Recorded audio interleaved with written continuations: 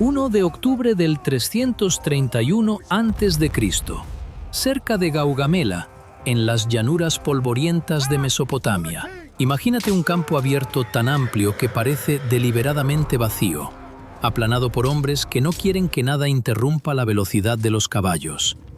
Sin crestas que rompan una carga, sin árboles tras los cuales esconderse, sin muros de aldea a los que aferrarse. El cielo es un cuenco duro y pálido sobre la tierra, y el suelo es una lámina de tierra compacta a la espera de ser rasgada por los cascos. A lo largo de esa llanura, el imperio persa despliega su poder como un mapa viviente. Los escritores antiguos presentan cifras tan grandes que parecen mitos, cientos de miles, una hueste procedente de todos los rincones del mundo conocido. Que el número real fuera menor o no, casi no les importa a los hombres que lo enfrentan.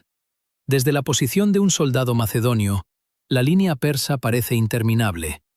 La caballería se despliega en ambas alas como las oscuras alas de un pájaro. La infantería forma bloques profundos tras ellos. Brillantes estandartes se alzan y caen en el aire matutino. El sonido por sí solo es abrumador. Miles de hombres, miles de animales, miles de voces colisionando en un rugido constante. En el centro se sienta Darío III, rey de reyes. El hombre cuyo trono ha arrodillado a naciones durante generaciones. Su posición está elegida para que todos puedan verlo. Los soldados persas, que se animan con su presencia, y los enemigos, que sienten el peso de lo que están a punto de desafiar. Darío no espera resistencia, espera sumisión, porque para eso están construidos los imperios. Frente a él se alza un ejército que se ve reducido en el horizonte. Macedonios, griegos, aliados, decenas de miles, no un mar. Y al frente está un rey de 25 años con el rostro lleno de cicatrices, una reputación que ya empieza a superar su físico y la costumbre de convertir los campos de batalla en duelos personales. Alejandro. 1 de octubre del 331 a.C., cerca de Gaugamela, en las llanuras polvorientas de Mesopotamia. Imagínate un campo abierto tan amplio que parece deliberadamente vacío, aplanado por hombres que no quieren que nada interrumpa la velocidad de los caballos. Sin crestas que rompan una carga, sin árboles tras los cuales esconderse, sin muros de aldea a los que aferrarse. El cielo es un cuenco duro y pálido sobre la tierra, y el suelo es una lámina de tierra compacta a la espera de ser rasgada por los cascos. A lo largo de esa llanura, el imperio persa despliega su poder como un mapa viviente. Los escritores antiguos presentan cifras tan grandes que parecen mitos, cientos de miles, una hueste procedente de todos los rincones del mundo conocido. Que el número real fuera menor o no, casi no les importa a los hombres que lo enfrentan. Desde la posición de un soldado macedonio, la línea persa parece interminable. La caballería se despliega en ambas alas como las oscuras alas de un pájaro. La infantería forma bloques profundos tras ellos. Brillantes estandartes se alzan y caen en el aire matutino. El sonido por sí solo es abrumador. Miles de hombres, miles de animales, miles de voces colisionando en un rugido constante.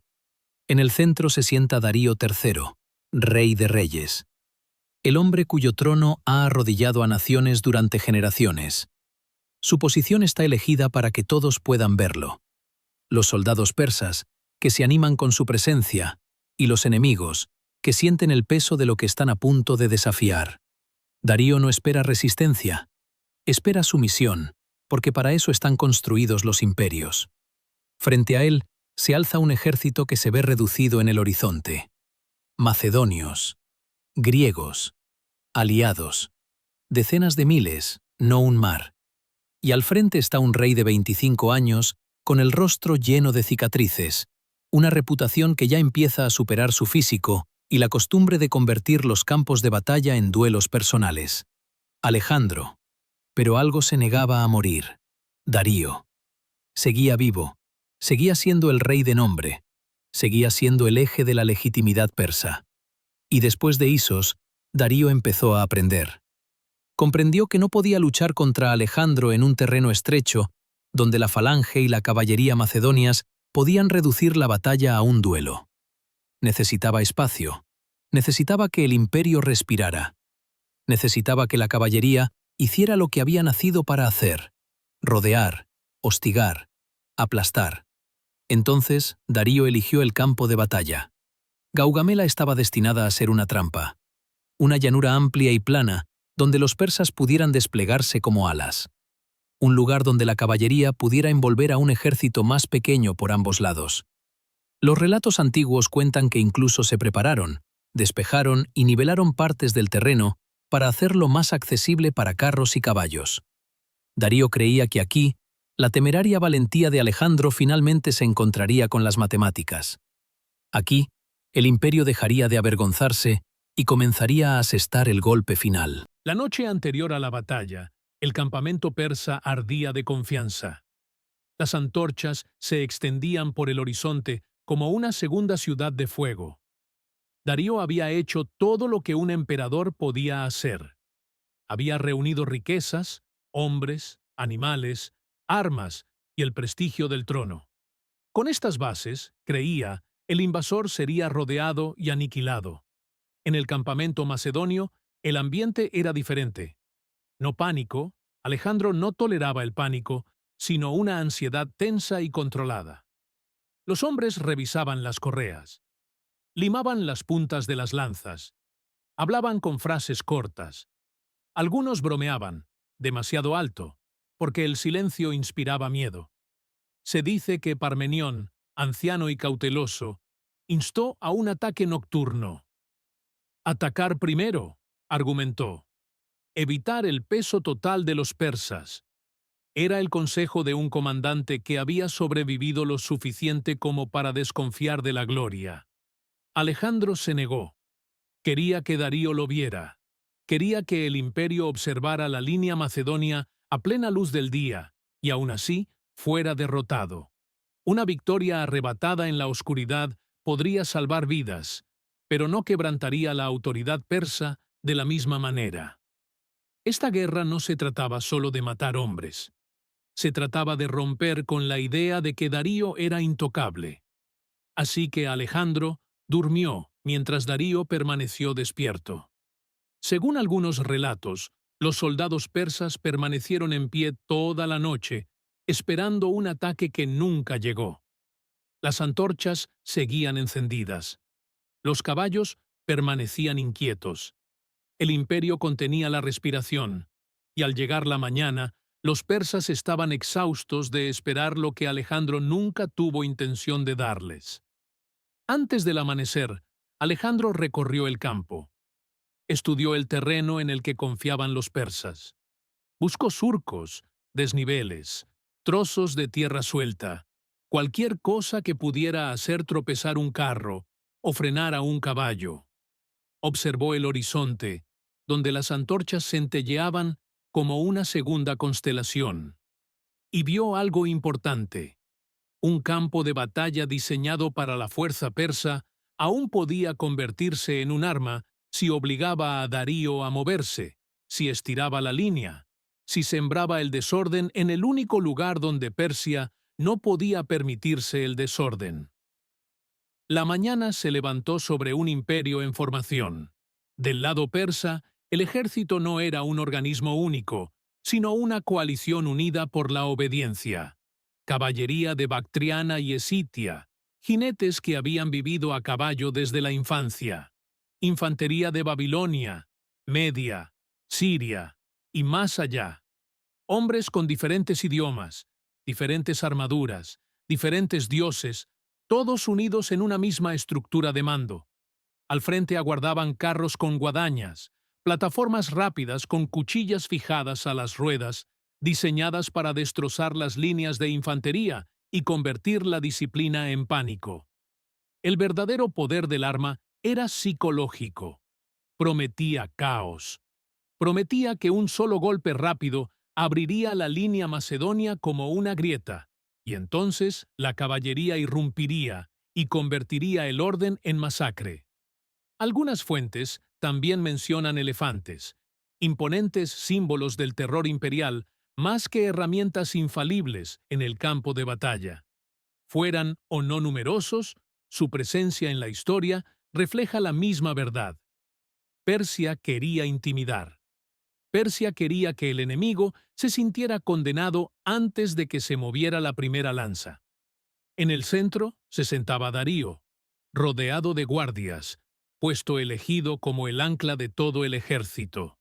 A la izquierda persa se encontraba Beso, al mando de la caballería oriental de élite, agresiva y ágil. A la derecha esperaba Maceo, al frente de la caballería occidental, con la misión de aplastar el flanco macedonio.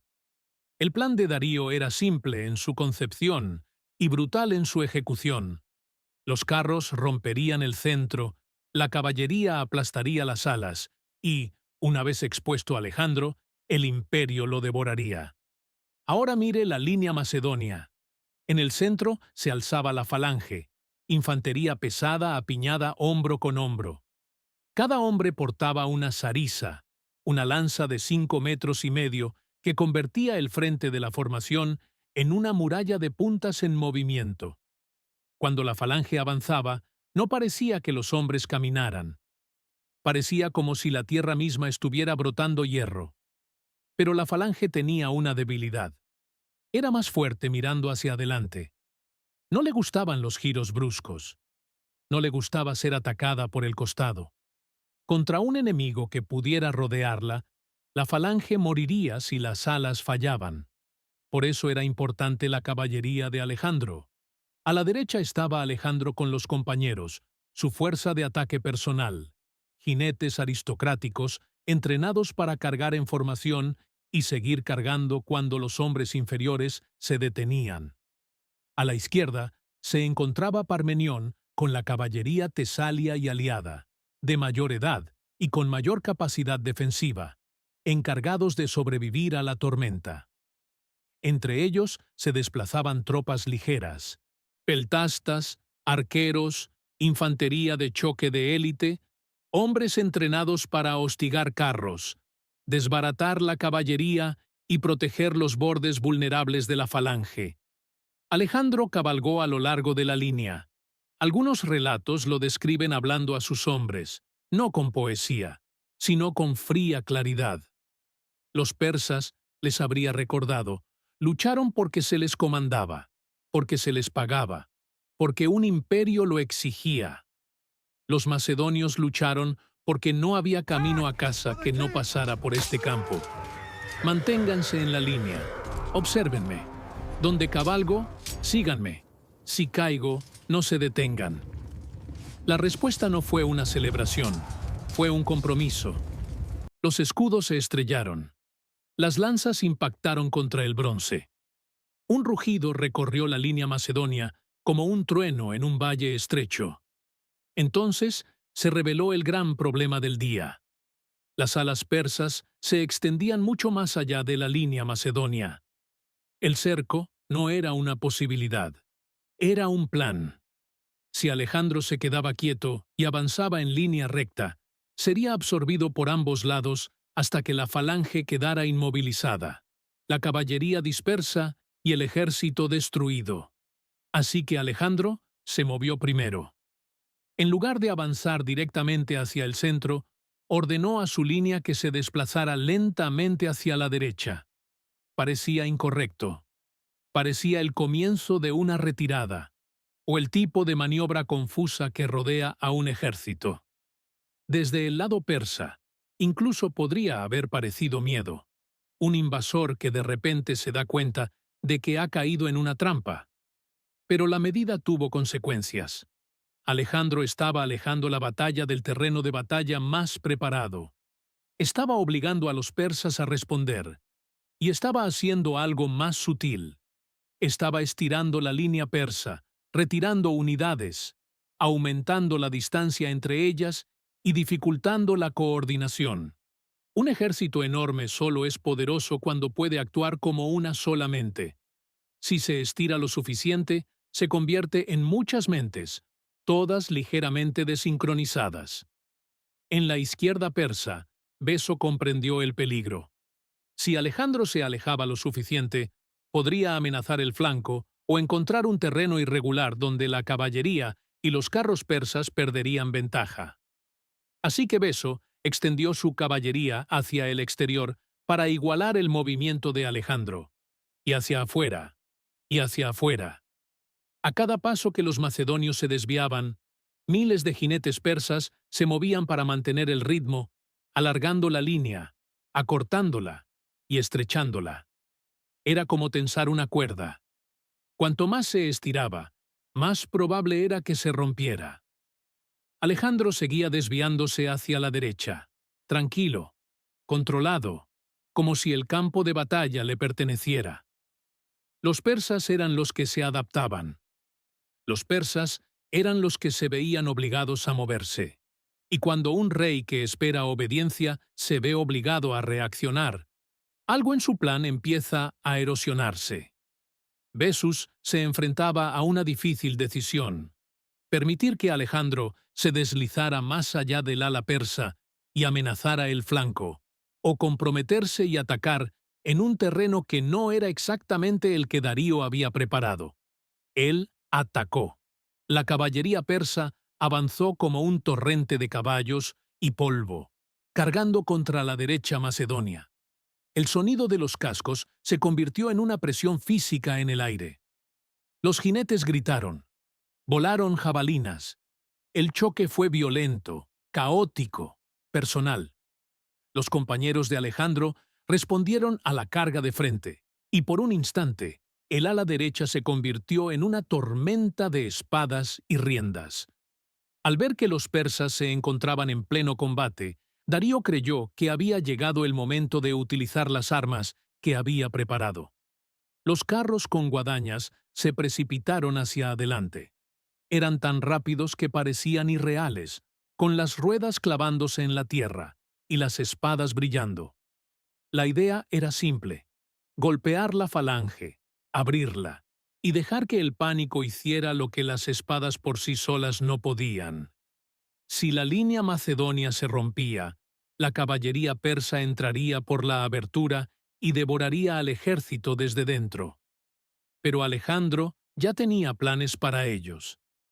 A medida que los carros se acercaban, los escaramuzadores macedonios avanzaban, lanzando jabalinas y piedras con ondas, apuntando a los caballos y a los conductores en lugar de a las plataformas blindadas.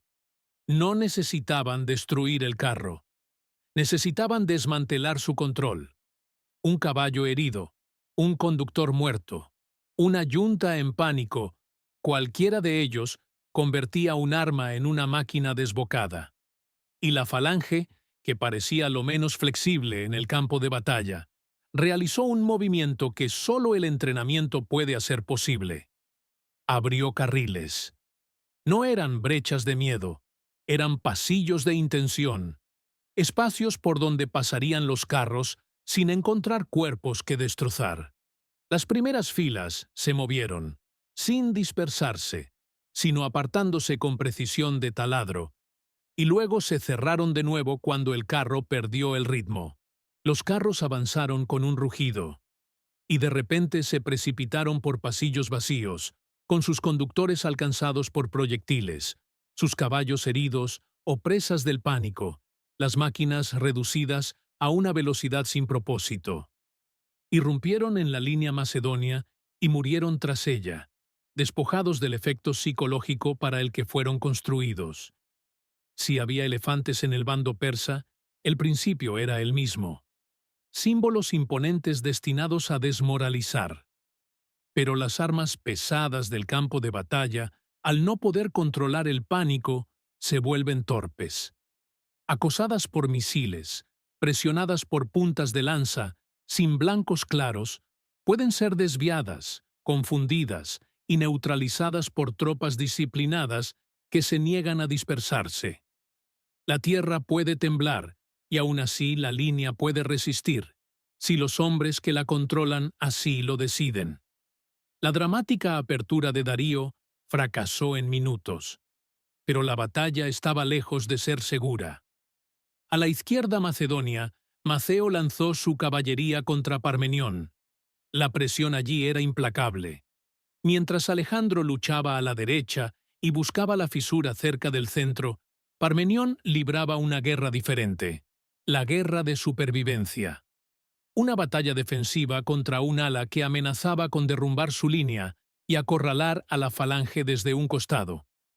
Los hombres de Parmenión eran experimentados, pero se les pedía una acción brutal: resistir con firmeza contra una fuerza mayor, mientras el rey, en el otro flanco, lo jugaba todo en un ataque decisivo. Si la izquierda se rompía demasiado pronto, Alejandro podría ganar el centro y aún así perder la guerra. Al otro lado de la llanura, Darío ordenó a la infantería avanzar. El centro se abalanzó, decenas de miles empujando hacia la falange, intentando inmovilizarla mientras la caballería trabajaba en los bordes. El ejército persa estaba apostando todo su peso, convencido de que la superioridad numérica y la presión finalmente lo dirían. Aquí es donde Gaugamela se convierte en algo más que un choque de armas. Se convierte en una prueba de mando. Un ejército enorme crea sus propios problemas. Las órdenes tardan en llegar. Las unidades no siempre ven lo que ve el rey. Las nubes de polvo se tragan las señales. Los hombres luchan contra el enemigo que tienen delante y no pueden saber qué ocurre en un flanco a una milla de distancia. En un campo de batalla tan amplio como Gaugamela, un emperador puede estar sentado en el centro y aún así estar extrañamente ciego. Y en medio de todo esto, enfrentamientos de caballería en ambas alas, carros neutralizados, infantería moliendo en el centro, apareció algo que Darío no podía permitirse: una debilidad. Una sección delgada y desgastada cerca del centro izquierda persa, donde las unidades se habían estirado y desplazado, donde la coordinación fallaba, donde la línea no tenía la densidad necesaria. Una costura en la estructura de un imperio. Alejandro lo vio. Esto era lo que su marcha lateral había buscado. No una victoria por desgaste, no un colapso lento, un momento de exposición. Reunió a sus compañeros y los formó en punta de lanza, la cuña. Era una formación diseñada para una sola cosa: penetración. Un punto diseñado para abrirse paso, con la fuerza concentrada al frente y el apoyo desplegado en la retaguardia. En un mundo donde muchas batallas se decidían empujando líneas, la cuña era una decisión de cortar. Alexander giró hacia la izquierda. Luego cargó. No en el ejército persa en su conjunto, en el lugar donde estaba sentado Darío. La cuña golpeó la grieta como un martillo en una piedra. La caballería macedonia irrumpió, penetrando en el centro izquierda persa. De repente, la batalla ya no estaba lejos. Estaba frente al rey. Alejandro avanzó, abriéndose paso entre los guardias, obligando a la lucha a acercarse cada vez más a la posición de Darío. Es fácil imaginar a Darío en ese momento, el rey que ha reunido un imperio, ahora observando cómo una estrecha punta de lanza de la caballería enemiga se dirige hacia él a través del polvo y el caos. A su alrededor, los nobles gritan, los guardias se tensan, los caballos se encabritan, el equipo de carros se revuelve, nervioso. El imperio ha sido entrenado para creer que el rey es el centro inamovible del mundo. Y ahora, ese centro se ve amenazado por un joven que lucha como si estuviera poseído por la certeza. Por un instante, Darío se enfrentó a la decisión que define a los imperios: permanecer firme o moverse. Si Darío se mantenía firme y reunía su centro, los macedonios podrían ser absorbidos. Si se mantenía firme y Alejandro caía, la invasión podría agotarse en segundos. Pero si huía, el ejército vería el movimiento, sentiría la conmoción y lo interpretaría de la única manera en que los soldados interpretan a un gobernante que huye: como colapso. Darío se quebró. Por segunda vez, el rey de reyes giró su carro y corrió. En cuanto se movió, el centro persa comenzó a desmoronarse. Las órdenes dejaron de fluir. Las unidades se retiraron sin entender por qué. Los hombres giraron la cabeza para buscar al rey y solo encontraron polvo. Lo que había sido un imperio se convirtió en una multitud. Algunos continuaron luchando, valientes y condenados. Otros dudaron, repentinamente inseguros de si defendían un trono que ya los había abandonado. Beso se replegó, ya sea para reorganizarse o para salvarse. La cohesión que mantenía unida a la vasta hueste comenzó a disolverse, porque el pegamento del poder persa no era una identidad nacional única, sino la obediencia al rey. Alejandro vio huir a Darío y lo persiguió, porque su instinto era acertado. Si lo capturaba, la guerra terminaría.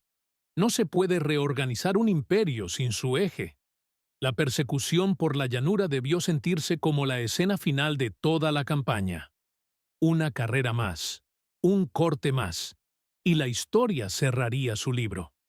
Entonces, un mensaje le llegó como un cuchillo. Parmenión estaba en problemas. A la izquierda, Maceo estaba a punto de romper el flanco macedonio. La batalla no había terminado, porque Maceo desconocía la huida de Darío o aún no percibía el colapso. La presión seguía siendo real. Si el ala de Parmenión se rompía, los persas aún podían penetrar en la falange, rodearla y convertir una victoria en el centro en un desastre en los flancos. Alexander se enfrentó a una elección que parece simple en las historias y se vuelve brutal en la realidad. Persigue al rey y pone fin a la guerra, o salva al ejército y corre el riesgo de dejar escapar a Darío. La mayoría de los conquistadores, ebrios por el aroma de la victoria final, perseguirían. Alejandro se dio la vuelta. Cabalgó para reforzar a Parmenión, estabilizando la izquierda, enviando caballería donde la línea se doblaba, restaurando la formación macedonia antes de que se derrumbara. Prefirió la supervivencia de su ejército a la gloria de atrapar a Darío en ese momento. Fue una decisión que revela algo importante sobre Alejandro. Tras los mitos de la temeridad, había un cálculo. Comprendió que un ejército muerto no puede heredar un imperio. Con refuerzos, la izquierda resistió.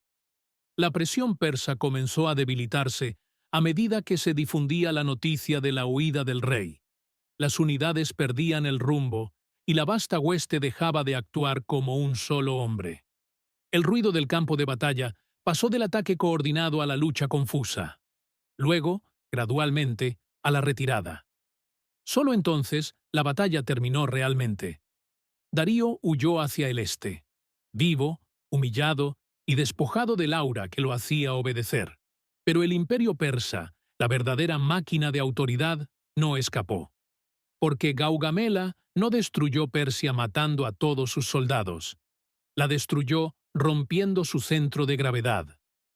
Antes de este día, Persia aún era una superpotencia en activo. Los sátrapas comandaban tropas. Las ciudades albergaban riquezas y suministros. Los caminos y los ríos transportaban grano, plata y órdenes. Darío, a pesar de todos sus defectos, seguía siendo el centro de la legitimidad. Persia aún podía afirmar, con seriedad, que gobernaba Asia y que este rey macedonio era solo un invasor que eventualmente sería aplastado. Después de Gaugamela, esa afirmación parecía una mentira. Babilonia abrió sus puertas, no tras un largo asedio, sino como si la resistencia se hubiera vuelto inútil. Susa ofrecía tesoros que podrían financiar guerras durante generaciones. Alejandro entró en almacenes de plata y oro y se dio cuenta de que ahora poseía la fuerza financiera de un imperio. Persépolis, el corazón ceremonial de la grandeza persa, cayó en sus manos. Sus palacios no eran solo edificios, eran símbolos, declaraciones grabadas de que Persia había sido elegida para gobernar. Y luego Persépolis ardió. Ya fuera una política deliberada, una venganza ebria, teatro político o una mezcla de las tres, las llamas importaban porque eran visibles. Le decían al mundo que el viejo orden no solo estaba derrotado, sino que se estaba desmoronando. La ciudad que encarnaba el orgullo persa quedó reducida a piedra ennegrecida, y el mensaje corrió más rápido que los ejércitos. El rey de reyes había sido reemplazado. Alejandro no conquistó Persia ciudad por ciudad, como se desarrollan las guerras normales. Destruyó la estructura de mando en una tarde y luego se apoderó de los espacios que quedaron atrás. Reemplazó el miedo con un nuevo tipo de miedo. Reemplazó la obediencia a Darío con la obediencia a sí mismo. Pero la guerra no terminó simplemente porque las ciudades se rindieron. Un rey vivo aún podía convertirse en un punto de encuentro. Mientras Darío viviera, la idea de Persia aún podía intentar reorganizarse en torno a su nombre. Entonces Alejandro avanzó hacia el este. No perseguía territorio por sí mismo, no solo coleccionaba ciudades, sino que buscaba la legitimidad como un cazador que persigue a un animal herido. Si acababa con Darío, acababa con la última pretensión de que el trono de Persia pertenecía a alguien más. No sería solo un conquistador, sería el único rey